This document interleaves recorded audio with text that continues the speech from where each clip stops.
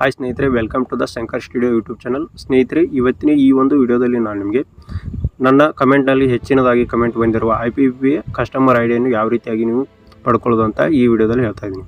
ನೀವು ಜಸ್ಟ್ ಒಂದು SMS ಮುಖಾಂತರ ನಿಮ್ಮ ಒಂದು IPP ಅಕೌಂಟ್ ಕಸ್ಟಮರ್ ಐಡಿಯನ್ನು ಪಡ್ಕೋಬೋದು. ಅದಕ್ಕಾಗಿ ಈ ವಿಡಿಯೋನ ಪೂರ್ತಿ ನೋಡಿ, ಹಾಗೆ ಸ್ಕಿಪ್ ಮಾಡಬೇಡಿ. ಮತ್ತು ನಮ್ಮ ಚಾನಲ್ ಏನೋ ಸಬ್ಸ್ಕ್ರೈಬ್ ಮಾಡಲಿಲ್ಲ ಅಂದರೆ ದಯವಿಟ್ಟು ಸಬ್ಸ್ಕ್ರೈಬ್ ಮಾಡ್ಕೊಳ್ಳಿ.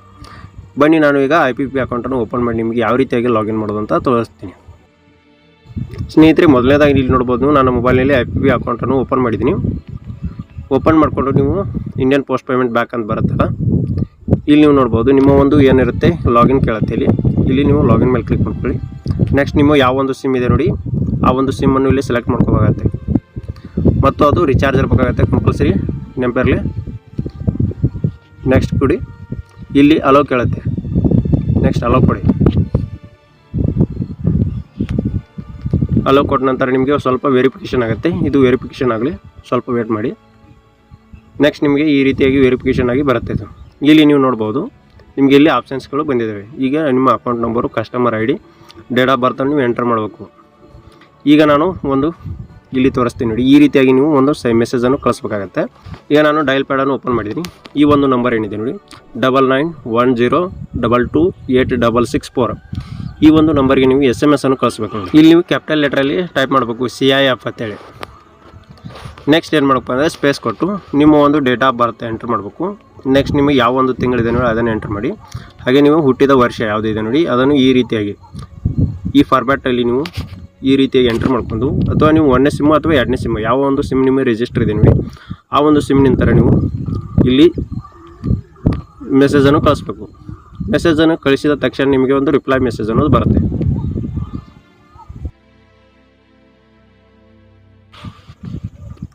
ಇಲ್ಲಿದೆ ನೋಡ್ಬೋದು, dear customer, your account CIF details ಅಂತ ಬರುತ್ತೆ. ನಿಮ್ಮ ಅಕೌಂಟ್ ನಂಬರು ಮತ್ತು ಅದು ಒಂದು ಕಸ್ಟಮರ್ ID ಅನ್ನೋದು ಬಂದಿರುತ್ತೆ. ಇಲ್ಲಿ ನೀವು ನೋಡ್ಬೋದು, ಈಗ ನಾನು ಎಂಟರ್ ಮಾಡ್ಕೋತಾ ಇದ್ದೀನಿ ಅಕೌಂಟ್ ನಂಬರು. ಅದೇ ರೀತಿ ಕಸ್ಟಮರ್ ID ಮತ್ತೊಮ್ಮೆ ಇಲ್ಲಿ ನಾನು ಮೆಸೇಜ್ ಬಾಕ್ಸನ್ನು ಓಪನ್ ಮಾಡ್ಕೊತೀನಿ. ಓಪನ್ ಮಾಡಿಕೊಂಡು ಇಲ್ಲಿ ಕಸ್ಟಮರ್ ID ಕೂಡ ಇದೆ, ಇಲ್ಲಿ ನೋಡ್ಬೋದು ನೀವು. ಇದು ಕಸ್ಟಮರ್ ID, ಇದನ್ನು ನಾವು ಕಾಪಿ ಮಾಡ್ಕೊತೀನಿ. ಕಾಪಿ ಮಾಡಿಕೊಂಡು ಈಗ ಇಲ್ಲಿ ಪೇಸ್ಟ್ ಮಾಡ್ತೀನಿ. ನೆಕ್ಸ್ಟ್ ನಿಮ್ಮ ಒಂದು ಡೇಟ್ ಆಫ್ ಬರ್ತನ್ನು ಇಲ್ಲಿ ಎಂಟರ್ ಮಾಡ್ಕೋಬೇಕಾಗತ್ತೆ. ಮ್ಯಾನ್ಯುವಲ್ ಆಗಿ ನೀವು ಡೇಟ್ ಆಫ್ ಬರ್ತನ್ನು ಎಂಟರ್ ಮಾಡ್ಕೊಳ್ಳಿ. ಅಂದರೆ ಒಂದು ಯಾವ ಒಂದು ವರ್ಷ ಇದೆ ನೋಡಿ ಅದನ್ನು ಸೆಲೆಕ್ಟ್ ಮಾಡಿ. 2001 ಮಾರ್ಚ್ 8, ನಿಮ್ಮ ಒಂದು ಯಾವ ಒಂದು ಡೇಟ್ ಆಫ್ ಬರ್ತಿದೆ ನೋಡಿ ಅದನ್ನು ಕ್ಲಿಕ್ ಮಾಡ್ಕೊಂಡು ಇಲ್ಲಿ ರಿಜಿಸ್ಟರ್ ಕೊಡಿ.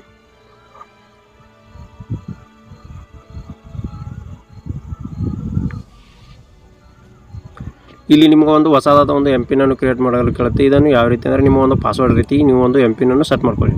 ನಿಮಗೊಂದು ಯಾವ ಒಂದು ಪಿನ್ ಬೇಕಲ್ಲ ಆ ಒಂದು ಪಿನ್ನನ್ನು ಇಲ್ಲಿ ಸೆಟ್ ಮಾಡ್ಕೊಳ್ಳಿ.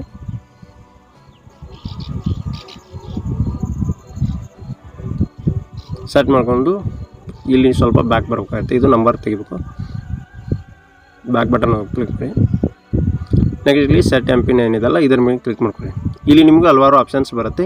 ಇವನ್ನು ನೀವು ಸೆಕ್ಯೂರಿಟಿ ಪರ್ಪಸ್ ಕೊಡ್ಬೋದು ಅಥವಾ ಕೊಡದೇ ಬಿಡ್ಬೋದು. ಸ್ಕಿಪ್, ಕಂಟಿನ್ಯೂ ಕೊಟ್ಟರೆ ಬರುತ್ತೆ. ಇದು SMS ವೆರಿಫಿಕೇಷನ್ ಆದ ನಂತರ ಇಲ್ಲಿ ಲಾಗಿನ್ ಕೊಡಬೇಕಾಗುತ್ತೆ.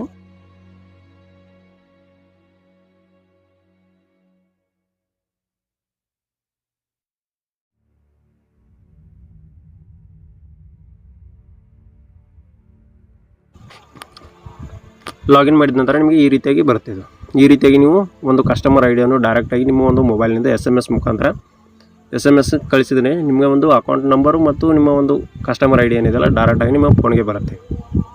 ಈ ರೀತಿಯಾಗಿ ನೀವು ಯೂಸ್ ಮಾಡ್ಕೋಬೋದು. ನೀವೇನಾದ್ರು ಮಿನಿ ಸ್ಟೇಟ್ಮೆಂಟು ಮತ್ತು ಬ್ಯಾಲೆನ್ಸ್ ಎನ್ಕ್ವೈರಿ ಏನಾದ್ರು ಮಾಡೋದು ಈ ಒಂದು ನಂಬರನ್ನು ಯೂಸ್ ಮಾಡ್ಕೊಳ್ಳಿ. ಇಲ್ಲಿ ನೋಡ್ತಾ ಇದ್ದೀರಲ್ಲ, ಇದು ಅಡಿಷನಲ್ ಇನ್ಫಾರ್ಮೇಷನ್ ಇರುತ್ತೆ. ಈ ಒಂದು ಇಮೇಜ್ ಏನಿದೆ ನೀವು ಸ್ಕ್ರೀನ್ಶಾಟ್ ತೊಗೊಳ್ಳಿ, ನಿಮಗೆ ಯಾವಾಗಾದ್ರು ಹೆಲ್ಪ್ ಆಗ್ಬೋದು. ಇದೇ ರೀತಿ ಹೆಚ್ಚಿನ ವಿಡಿಯೋ ನಮ್ಮ ಚಾನಲ್ ಸಬ್ಸ್ಕ್ರೈಬ್ ಮಾಡಿ. Thanks for the watching. See you the next video. Bye. Thank you.